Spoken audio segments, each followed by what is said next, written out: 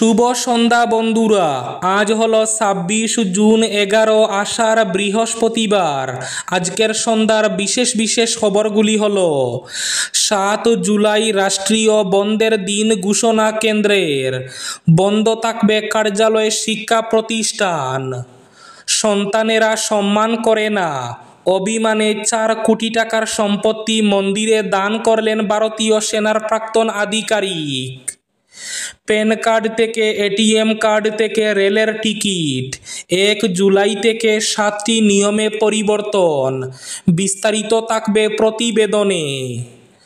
Rail ও সড়কপথে বরাক বিচ্ছিন্ন, শিলচর স্টেশনে আটকে পড়েছেন বিহারের বাসিন্দারা। আর এমুকো নয়, নিজের কান মলে বললেন যাত্রীরা। রবিবার লাইন সচল করার লক্ষ্য, পাহাড়ের এক অংশ ধসে পড়েছে। জাটিঙ্গা লামপুরে রেলের ডিআরএম। সুনাইয়ে একাদশ শ্রেণীর প্রথম বর্ষের ২ ছাত্রের মারামারির ঘটনা অবশেষে গড়ালো থানায়। শিলচর ডলুতে গ্রিনফিল্ড বিমানবন্দর নির্মাণ কাজ আগামী ১ ডিসেম্বর শুরু হবে। এবার চন্দ্রনাথপুর লঙ্কা দ্বিতীয় রেলপথ দ্রুত নির্মাণ করার দাবি সংগ্রাম কমিটির। কাছাড় জেলার নাজাতপুরে ২৫টি পরিবার বন্যার ক্ষতিপূরণ থেকে বঞ্চিত। তীব্র ক্ষোভ, মর্মান্তিক দুর্ঘটনা, অলকানন্দা নদীতে যাত্রীবাস, নিখোঁজ ১০ জন, মৃত্যু ১ জনের। এবং শেষ খবরটি, বরখলার ময়নাগড়ে বাঘের আতঙ্ক। বাঘের বিচরণের খবর সামনে আসতেই চাঞ্চল্য বরখলায়। বাঘ ধরতে বসানো হলো পিঞ্জরা। তাহলে বিস্তারিত খবরে যাওয়ার আগে অবশ্যই ভিডিওটিতে একটি লাইক করে চ্যানেলটি সাবস্ক্রাইব করে পাশের বেল আইকনটি বাজিয়ে রাখবেন এবং ফেসবুক পেজটি ফলো করে ভিডিওটি অবশ্যই শেয়ার করবেন, যাতে সঠিক তথ্যগুলো সবার কাছে পৌঁছাতে পারে। এবার শুনুন আজকের খবরগুলির বিস্তারিত। প্যান কার্ড থেকে এটিএম কার্ড থেকে রেলের টিকিট, আগামী ১ জুলাই থেকে ৭টি নিয়মে বিরাট পরিবর্তন। ১ জুলাই থেকে সাধারণ মানুষের জন্য বেশ কয়েকটি পরিবর্তন হচ্ছে। এতে ১ জুলাই থেকে সাধারণ মানুষের জন্য ট্রেনের টিকিটের দাম বেড়ে যেতে চলেছে। সূত্রের খবর, ১ জুলাই থেকে নন এসি কোচের ভাড়া প্রতি কিলোমিটার ১ পয়সা এবং এসি কোচের ভাড়া প্রতি কিলোমিটার ২ পয়সা বাড়ানো হতে পারে। এদিকে টিকিট দালালদের দমন করতে রেলওয়ে টিকিট বুকিংয়ের নিয়মও পরিবর্তন করছে। ১ জুলাই থেকে তৎকাল ট্রেনের টিকিট বুক করতে ইউজারদের ওটিপি প্রদান করতে হবে, যা তাদের আইআরসিটিসি অ্যাকাউন্টে নিবন্ধিত মোবাইল নম্বরে পাঠানো হবে। ১৫ জুলাই থেকে ওটিপি ভিত্তিক তৎকাল টিকিট বুকিং বাধ্যতামূলক হতে চলেছে। এদিকে তৎকাল টিকিট বুকিংয়ের সময় এজেন্টদের ১ জুলাই থেকে প্রথম আধ ঘন্টা টিকিট বুক করার অনুমতি দেওয়া হবে না। এটি আরও বেশি সংখ্যক লোককে সিস্টেমে তৎকাল ট্রেনের টিকিট পেতে সহায়তা করবে। এদিকে প্যান কার্ড তৈরির নিয়মে পরিবর্তন। ১ জুলাই থেকে প্যান কার্ডের নিয়মে বড় পরিবর্তন আসতে চলেছে। সিবিডিটি জানিয়েছে যে ১ জুলাই ২০২৫ থেকে প্যান কার্ড পেতে বাধ্যতামূলকভাবে আধার কার্ড জমা দিতেই হবে। একই সঙ্গে যাদের কাছে ইতিমধ্যে এই দুটি নথি রয়েছে, তাদের এগুলি লিঙ্ক করতে হবে ৩১ ডিসেম্বরের মধ্যে। এদিকে এটিএম থেকে টাকা তোলা ব্যয়বহুল হবে ১ জুলাই থেকে। ১ জুলাই থেকে আইসিআইসিআই ব্যাংকের গ্রাহকদের জন্য এটিএম থেকে টাকা তোলা ব্যয়বহুল হতে চলেছে। ব্যাংকের গ্রাহকরা মাত্র ৩ বার বিনামূল্যে লেনদেনের সুবিধা পাবেন। এরপরে আর্থিক লেনদেনের জন্য ২৩ টাকা এবং আর্থিক নয় এমন লেনদেনের জন্য ৮ টাকা ৫০ পয়সা চার্জ করা হবে। মেট্রো শহরগুলির বাইরে এই লিমিটে প্রতি মাসে ৫টি লেনদেন হবে। সন্তানেরা সম্মান করে না, অভিমানে ৪ কোটি টাকার সম্পত্তি মন্দিরে দান করলেন ভারতীয় সেনার প্রাক্তন আধিকারিক। সন্তানেরা দিনরাত অপমান করে, প্রতিদিনের খরচের জন্য কথা শোনায়, রাগে অভিমানে 4 কোটি টাকার সম্পত্তি মন্দিরে দান করলেন অবসরপ্রাপ্ত ভারতীয় সেনা আধিকারিক। ঘটনাটি ঘটেছে তামিলনাড়ুর তিরুবান্নামালাই জেলার অরনি শহরে। হইচই পড়ে গিয়েছে ঘটনাটিকে কেন্দ্র করে। বিষয়টি নিয়ে ভালো করে খোঁজখবর নিয়ে দেখা যায়, মন্দিরের সম্পত্তির নথি দানকারী ওই ভক্তের নাম এস বিজয়ন। অবসরপ্রাপ্ত সেনাকর্তা তিনি। মন্দিরের কাছেই কেশবপুরম গ্রামের বাসিন্দা বিজয়ন ছোটবেলা থেকে ওই মন্দিরে পুজো দিতে যান। তিনি নিজের 4 কোটির সম্পত্তি মন্দিরের হুন্ডিতে রেখে গিয়েছেন বলে জানা যায়। 65 বছর বয়সী বিজয়ন জানিয়েছেন, স্ত্রীর সঙ্গে মতবিরোধের কারণে প্রায় 10 বছর তিনি একা থাকেন। 2 কন্যাও রয়েছে তার, উভয়ে বিবাহিত। একজন থাকেন চেন্নাইয়ে, অন্যজন ভেলোরে। বিজয়নের দাবি, পরিবারের কাছ থেকে কোনো রকম সহায়তা তিনি পান না। উপরন্ত সম্পত্তি হস্তান্তর করার জন্য তাকে চাপ দিচ্ছিল কন্যারা, আর সে কারণে সব সম্পত্তি তিনি মন্দিরে দান করার সিদ্ধান্ত নেন। সড়ক ও রেলপথে বরাক বিচ্ছিন্ন হয়ে পড়ায় শিলচর স্টেশনে আটকে পড়েন বিহারের বাসিন্দারা। আর এমুকো নয়, নিজের কান মলে বললেন যাত্রীরা। কি করণীয় ভেবে উঠতে পারছেন না যাত্রীরা। বাড়ি থেকে কয়েক হাজার কিলোমিটার দূরে শিলচরে আটকে গিয়ে তাদের প্রতিক্রিয়া। এভাবেও ভুগতে হয় নাকি মানুষকে। পাহাড় লাইনে ট্রেন চলাচল বন্ধ হয়ে পড়ায় বিহারের সহরসা জেলার বাসিন্দা কামেশ্বর সহ তার সঙ্গী গৌরব কুমার যাদব, কমল কিশোর যাদব, রূপেশ কুমার যাদব সহ অন্যান্যরা গত সোমবার থেকে পড়ে আসেন শিলচর রেল স্টেশনে। বুধবার বিকেলে কামেশ্বরদের সঙ্গে কথা বললে এখানে আটকে পড়ে নিজেদের দুরবস্থার কথা তুলে ধরে তারা জানান, গণপতি কনস্ট্রাকশন নামের এক সংস্থার অধীনে মণিপুর ও নাগাল্যান্ডে সড়ক তৈরির কাজ করছিলেন তারা। কাজ শেষে বাড়ি ফেরার জন্য মণিপুর থেকে সোমবার শিলচর এসে পৌঁছান। সড়ক পথে শিলচর এসে ট্রেন ধরার জন্য রেল স্টেশনে পৌঁছার পর যেন তাদের মাথায় ভেঙে পড়ে আকাশ।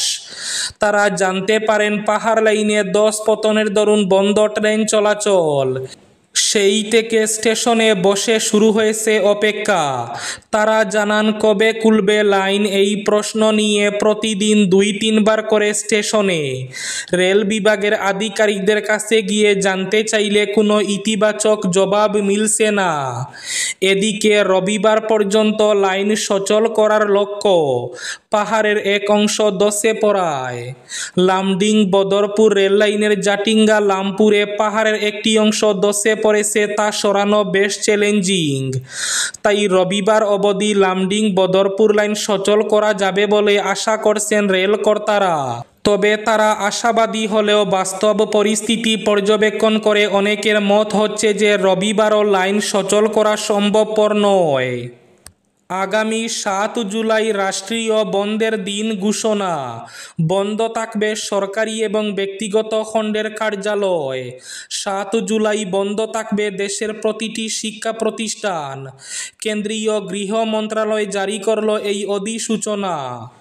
শিলচরের ডলুতে গ্রিনফিল্ড বিমানবন্দর নির্মাণ কাজ আগামী 1 ডিসেম্বর থেকে শুরু করার লক্ষ্যমাত্রা ধার্য করা হয়েছে।